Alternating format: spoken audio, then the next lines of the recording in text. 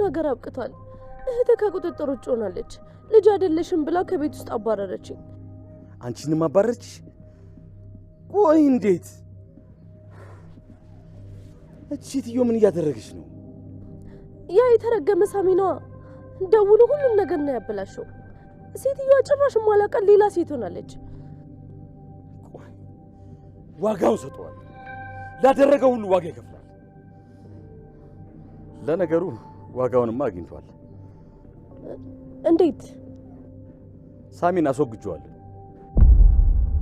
ምን? ሳሚን አስወግጄዋለሁ? ሳሚን ገደልከው? አዎ። ምን ነው ደስ አይልም? በኃይሉ እንዴት እንደዚህ አይነት ነገር ታደርጋለህ? ቆይ እንዴት እንደዚህ አይነት ነገር ደስ ይላል? ምን ሆነሃል በኃይሉ? የሰው ነፍስ እኮ ነው ያጠፋው። ምን ታካብጃለሽ? ከሃዲ የመኖር መብት የለው። ያውም ደግሞ የካደው እኔን ነው። እኔን የካደው ሰው ደግሞ መጨረሻው ይሄ ነው። በኃይሉ የፈለገ ነገር ቢያደርግ መግደል አልነበረብህም። ቆይ እንዴት አስችሎ?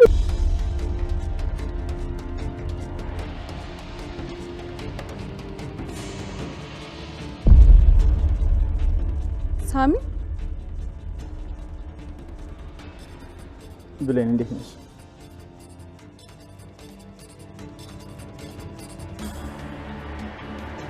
ምንም መረጋጋት የለም። እህቴ እባክሽ ስሜታዊ ሆነሽ የሚቆጭሽ ነገር አታድርጊ። መቼም አልቆጭም። እሺ ለምን አትቆጪም? ልጅሽ እኮ ነች። እሱ አልተረጋገጠም። ቀንም ማታም ጸሎቴ እሷ ልጄ እንዳትሆን ነው። ፈጣሪ ደግሞ ጸሎቴን እንደሚሰማ እርግጠኛ ነኝ። እንደሱ አይነት ልጅ በጭራሽ እንዲኖረኝ አልፈልግም።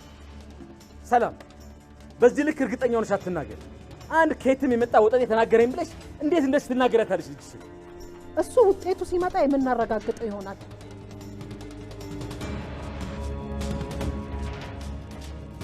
አሁን ግን ግብረ አበርህን ይዘህ ከቤት ይወጣል። ግብረ አበረ? አዎ፣ አንተ አይደለ እንዴ ዛት የመጣው? እና እኔ ወንድምሽን ልክጂኝ ነው?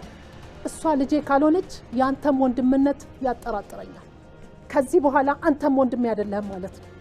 በምርመራው ውጤት መሰረት ቃል ልጄ ካልሆነች ሳሚ ያለው ነገር እውነት ነው ማለት ነው። ለገንዘብ ብለህ ነው ዛት የመጣው ማለት ነው። ሰላም በቃሽ። የማይሆን ነገር አትናገሪ። አትጩይብኝ። ይኸውልህ በኃይሉ እየሰማኸኝ ነው? በቤቴ የመጮህ መብት የለህም። እንደውም ልንገርህ፣ የምርመራ ውጤት እስኪመጣ ድረስ እዚህ ቤት እንድትመጣ አልፈልግም። ሁለታችሁም አንድ አይነት ናችሁ። አሁኑኑ ከቤት ይወጡልኝ። እኔን ከቤትሽ ያስወጣሽኝ ነው? እኔን ወንድምሽን? ቃል ልጄ ከሆነች ብቻ ነው አንተም ወንድሜ የምትሆነው። ሰላም ሰላም፣ ወደ ቻናሌ ቤተሰቦች እንዴት ናችሁልኝ? እንኳን ወደ እኔ ቻናል በሰላም መጣችሁ። ደህና ናችሁ ወይ? አደራ ድራማ እንግዲህ ሰላም በባለፈው ክፍል ላይ ካያችሁ ቃልን ከቤት እንድትወጣላት በምርመራ ወረቀት እስኪመጣ ወይም ደግሞ ውጤቱ እስኪመጣ ድረስ ቤቱን ለቀሽ ውጭልኝ የሚል እንግዲህ ለቃል መልእክት አስተላልፋለች። በዛ የተነሳ በመካከላቸው ትልቅ ጸብ ተነስቶ እንግዲህ ቃል እዚህ ቤት ይህን ሁሉ ዋጋ ከፍዬ አንድ ነገር ሳልይዝና ሳላገኝ ልወጣ ነው ወይ በማለት እንግዲህ ግራ ተጋብታለች። እውነቷንም ነው። በጣም ብዙ ዋጋ ከፍላለች። የሰላም ልጅ ሆና አንድ ቀን ደስተኛ ሆና አታውቅም። ኮሽ ባለ ቁጥር ለኔ ነው እያለች በድንጋጤና በፍርሃት እንግዲህ እስከ ዛሬ ብትቆይም መጨረሻው ግን በጣም ነው የሚያስጠላው። አሁን ላይ ቃል በጣም ነው የምታሳዝነው። ያ የሚያስጠላ ህይወትን ተላቀቅኩኝ ብላ ሰላም ቤት ለመኖር የሰላም ልጅ ለመሆን ያልቆፈረችው ጉድጓድ የለም። በኃይሉን አሳስራ ብቻዋን የሰላምን ንብረት ለመውሰድ ለራሷ ብዙ ስትጥር ነበር። እቅዷ፣ ሀሳቧ ሁሉ በጣም ትልቅ ነበረ። በተለይ ደግሞ ከነበረችበት የኑሮ ሁኔታ ድጋሚ ወደ ጎዳና ህይወት መመለስ አትፈልግም። በዛ ላይ አሁን ላይ በጣም ብዙ ነገር እሷ ህይወት ላይ ተቀይሯል እና እዛ ሄዳ እንደገና እንደ አዲስ ከነሱ ጋር ራሱ መቀላቀል አትችልም። ላይቀበሏት ይችላሉ። ብዙ ነገሯ ተቀይሯል። በፊት የጎዳና ልጅ እያለች አብረው በፍቅር ይኖሩ የነበሩ ልጆች አሁን ላይ ብትሄድ እሷን ራሱ አያስተናግዷትም እና እንግዲህ እሷ ባገኘች ቁጥር ዞር ብላ ላየቻቸውም። እነዚህ ነገሮች ሁሉ ተደምረው በዛ ላይ ሄለንን እንግዲህ ያደረገቻት ነገር የሚታወቅ ነው። ገና ለገና የሰላምን ንብረት አገኛለሁ ብላ አብራት የኖረችው አብራት ያደገችውን የጎዳና ጓደኛዋን ሄለንን እንግዲህ ከባይሉ ጋር ሆና ምን እንዳደረገቻት አይታወቅም። ይሄ ነገር ሁሉ ተደርቦ እንግዲህ ከቤት እንኳ ብትወጣ መሄጃ የላትም። በጣም ነው የሚገርመው። እኔ ለቃል ጥሩ ብዬ ያሰብኩላት ነገር ቢኖር ሰላምን በመርዳት እውነቱን በመናገር ሰላም ከዚህ ከጎዳና ህይወት ታደጋት ነበረ። ነገር ግን ቃል በጣም አጥፍታለች። እንግዲህ ሰላም ውጭ ስትላት ምን ይዤ ልውጣ ብላ ነው ያሰበችው። አስቡት እንግዲህ ብሌንን ስታሰቃያት ቤቱ የኔ ነው፣ ሰላም የኔ ናት፣ ሁሉ ነገር የኔ ነው ብላ ስትመጻደቅ የነበረች ልጅ ከቤት ባዶ እጇን እንግዲህ ሁሉ ነገር ለፍታ ባዶ እጇን ስትወጣ እንግዲህ ከዚህ ምን እንደተማራችሁ እናንተ ታውቃላችሁ። የሰው የሆነ ነገር ያለፋችሁበትን ሰው የለፋበትን የሰው የሆነን ነገር እንግዲህ ስንመኝ ማለት ነው ለጊዜው የተሳካልን ሊመስለን ይችላል። ሰዎችን ስናስለቅስ ሊሆን ይችላል። የሰዎችን ስንቀማ ለጊዜው በቃ ጊዜያዊ መሆኑን የምታውቁት ይኸው ቀኑ አልፎ የእሷ አሁን ላይ ልጅ አለመሆኗ ሊረጋገጥ ነው። እስከዛ እንኳ ሰላም መታገስ አቅቷት ከቤቷ ስታስወጣት ያላንዳች ነገር ብዙ ነገር ለምዳለች። ሰላም ቤት ስትኖር ልጁና በጣም ብዙ ነገር አይታለች። ካየችው ውስጥ እንኳ አንድ ነገር እንኳ ሽጣ እንኳ አልተጠቀመችም፣ ወይም አንድ ነገር እንኳ ይዛ አልወጣችም እና በጣም ነው ያሳዘነችኝ። በጣም በዚህ ብልጥ ነበር የምትመስለኝና ከዛ ሁሉ ካላት ነገር አንድ እንኳ ይዛ ሳትወጣ እንግዲህ ባዶ እጇን ከቤት ሰላም እንድትወጣ አድርጋታለች። ስለዚህ ከቃል ምን ተማራችሁ? እስኪ አስቡት። ከትላንት ወዲያ እንዴት ስትሆን እንደነበረ እቅዷ በጣም ብዙ ነበረ። እቅዷ ትንሽ አይደለም። በነገራችን ላይ ለአልማዝ ራሱ የተሰጣት ገንዘብን አስቡት። ከሰላም ላይ ሰላምን አስፈራርተው 300 ሺህ ብር ተቀብለዋታል። ያው ሳሚ ነው ይሄን ያደረገው።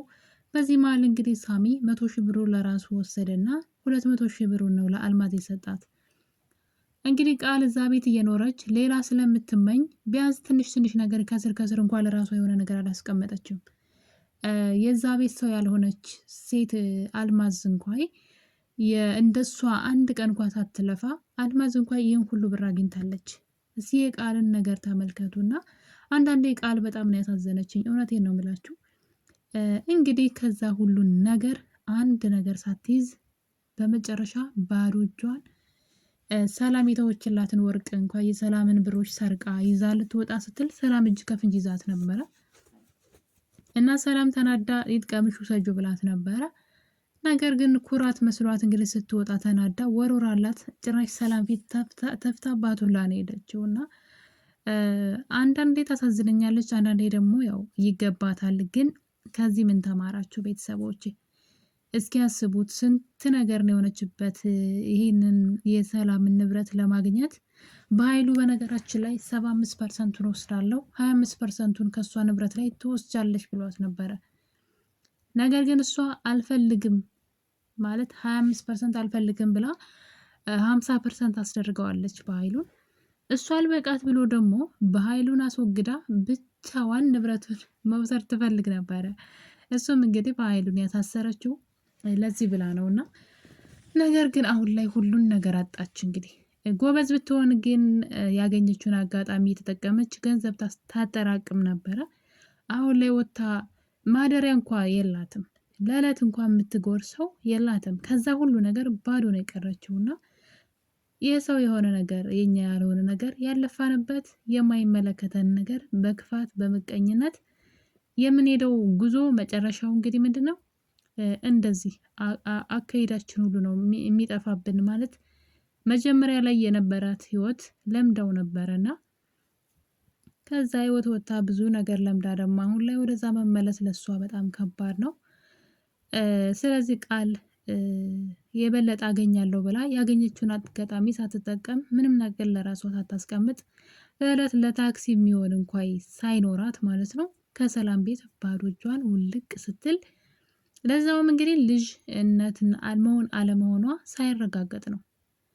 ሰላም ልጇ እንዳልሆነች ደግሞ ስታረጋግጥ ምን ልታደርጋት ትችላለች የሚለው ምርመራውን ማለት ነው። በምርመራው ሲታወቅ ምን ልታደርጋት ትችላለች? እስር ቤት ልታስገባት ትችላለች። እስኪ ያስቡትና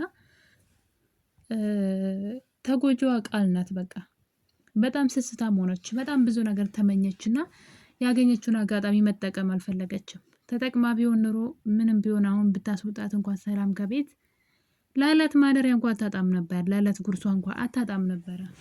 እንደዛ ዋጋ የከፈለችለት ከሁሉ ሰው ጋር የተጣላችበት፣ ጓደኛዋን የከዳችበት፣ ብሌንን ያሰቃየችበት፣ ሰላምንም እንደዛው ስታጃጅልበት የነበረው ሁሉ ነገሯ ክብሯን አዋርዳ ከዶክተሩ ጋር ራሱ ምን ስታደርግ እንደነበር እንግዲህ አይተናል።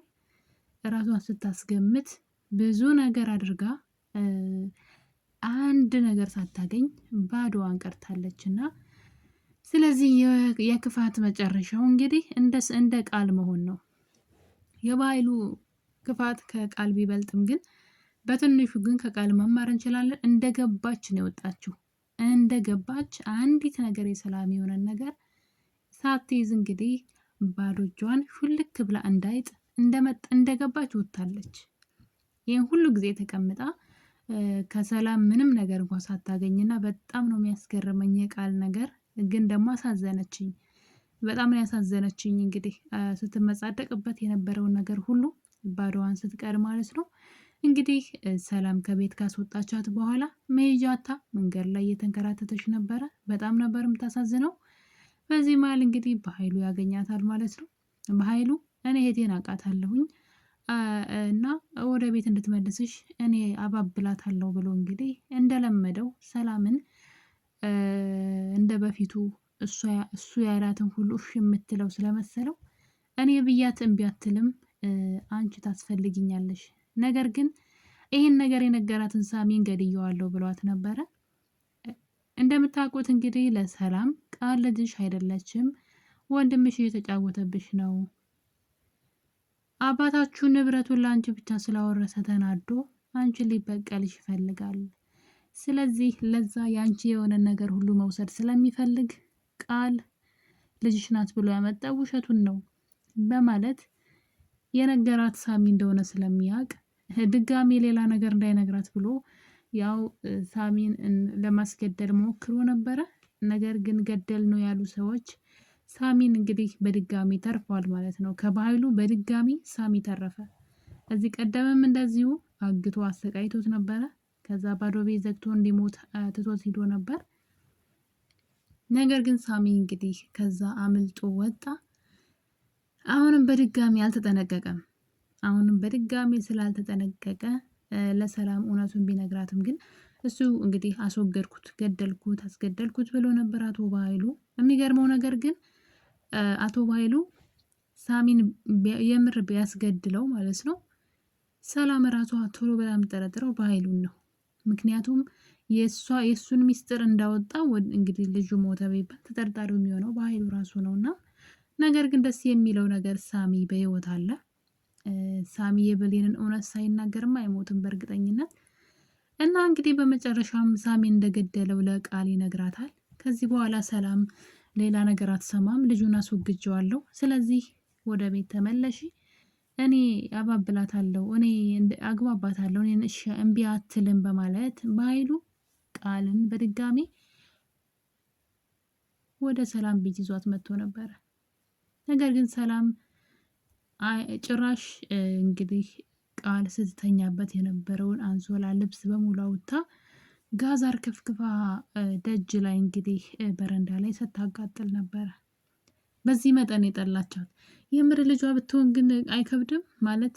ሰላም የሰማችው ነገር ያለ ይመስለኛል። የሆነ ብቻ አላቅም። ሳሚ ከነገራት ውጪ የሆነ ምርመራውንም ስለ ምርመራው ዶክተሩ የሆነ ነገር ሳይነግራት አይቀርም በእርግጠኝነት እንጂ አንዲት እናት ገና ለገና ሰዋ ላይ ብላ ያለምንም ማስረጃ ልጇ ላይ እንደዚህ ልትሆን አትችልም። ልጅ ናት። ምንም አይነት ክፉ ብትሆንም ልጇ ናት እና ነገር ግን ሰላም የሆነ የሰማችው ነገር አለ በእርግጠኝነት። በኃይሉ ዶክተሩን በገንዘብ ሲደልለው እንደነበረና ቃል ደግሞ ራሷን አዋርዳ እኔ አንተ ምርመራውን ከቀየርክልኝ የፈለግከውን ነገር አድርግልሃለሁ እንዳለችው እንደዚህ አይነት ማንነት እንደነገሩት ወይም ደግሞ አሁንም በግልጽ ምርመራው የውጤቱ ትክክል እንዳልሆነ ቀድሞ ዶክተሩ ያማከራት ይመስለኛል። በጣም ነው ያመረረችው። ጭራሽ የቃል የተኛችበትን ልብስ ሁሉ ነበር አውጥታ ያቃጠለችው። ምክንያቱም ደግሞ ቃል ከቤት ስትወጣ የሰጠቻትን የሰረቀችውን ጌጣጌጥ መልሳ አውጥታ ጭራሽ ፊቷ ላይ ተፍታባት ነው የሄደችው። ይሄ ነገር ሰላምን በጣም ረብሿታል። ከምር ነው በቃ ከውስጧ ነው የጠላቻት እና በጣም ከባድ ነው። ልጇ እንኳን ናት ቢባል በድጋሚ እንደማትቀበላት ነው በቃ የሚያሳየውና አመራለች ሰላም። እናም በመጨረሻም እንግዲህ በኃይሉ ቃልን አባብሎ ወደ ቤት ይዟት መጥቶ ነበረ። ሰላም ግን አይኗን ማየት አልፈለግም። እንኳን እሷን አንተም ከዚህ ቤት ድርሽ እንዳትል ብላ በኃይሉን ከዚህ ቤት እንዳላይ ብላ አባረዋለች። በኃይሉ እኔ እኮ ወንድምሽ ነኝ እያለ ሊያባብላት ቢሞክርም አይንህን ላፈር፣ ከዚህ ምርመራ ውጤት በፊት እኔ እናንተ ወንድምና እህት አይደለንም ብላለች። ሳሚ እንዳለው አንተ አታለኝ ከሆነ ምርመራው ሲመጣ ነው የማውቀው። ከምርመራው በፊት ግን እዚህ ቤት ላይ አልፈልግም፣ ከነ ግብረ አበርህ ከዚህ ቤት ውጣ ብላ አባረዋለች። በኃይሉ እንግዲህ ቃልን ዞር ብሎ አላያትም። ልጄ ናት ብሎ ይዟት መጣ። አልፈልግም ብላ ሰላም ከቤት ስታስወጣቸው ግን ትቷት ነው የሄደው። አንድ ብር እንኳን አልሰጣትም። አያችሁ እና አንዳንዴ ክፋት እንግዲህ የሚያመጣብን ራሳችንን እንዴት አድርጎ እንደሚጎዳ እዚህ ጋር ማየት ይቻላል። በመጨረሻም እንግዲህ ሰላም ቃልን ከህይወቷ አስወጥታታለች። ልጇ ናት ቢባል ራሱ በህይወቷ ውስጥ የምትመልሳት አይመስለኝም። ያለው ነገር በጣም ያስፈራል። በሌላ በኩል ደግሞ ዳግምና ብሌን እንደሚታወቀው ፍቅር ጀምረዋል። ዳግም የገነት ልጅ መሆኑ ሳይታወቅ ቀድሞ ነው ሁለቱ ፍቅር የጀመሩት። በዛ የተነሳ እንግዲህ አሁን ላይ ዳግም የወይዘሮ ገነት ልጅ እንደሆነ ከታወቀ በኋላ ወይዘሮ ገነት የሁለቱን የፍቅር ግንኙነት አልቀበልም እያለች ትገኛለች። እናንተ እህትና ወንድም ናችሁ፣ ብሌን የስጋ ልጅ ናት ስትል በድፍረት እየተናገረች ነው ወይዘሮ ገነት። ከአንተ ላይ ይቼ ስለማለያት፣ ስለዚህ ሁለታችሁ ምንም አይነት ግንኙነት እንዲኖራችሁ የፍቅር ግንኙነት እንዲኖራችሁ አልፈልግም ከእህትና ወንድምነት ውጭ በማለት ወይዘሮ ገነት አምራለች። ዳግም ታዲያ በዚህ የተነሳ እኔና እሷ ምንም አይነት የስጋ ዝምድና የለንም። አዎ ልጅሽ ናት፣ ነገር ግን እውነታው ግን የስጋ ዝምድና የለንም። እኔና እሷ እንዳንጋባ የሚከለክለን አንዳች ነገር የለም ብሏን ዳግም። ብሌንም እንግዲህ የእናቷን ትዕዛዝ ተቀብላ እኔም በእናቴ ካዘዘችኝ እኔም በእናቴ ሀሳብ እስማማለሁ፣ እናቴ እህትና ወንድም ናችሁ፣ መጋባት አትችሉም፣ አብራችሁ መሆን አትችሉም ካለች የእሷን ሀሳብ ነው የማከብረው ብላለች።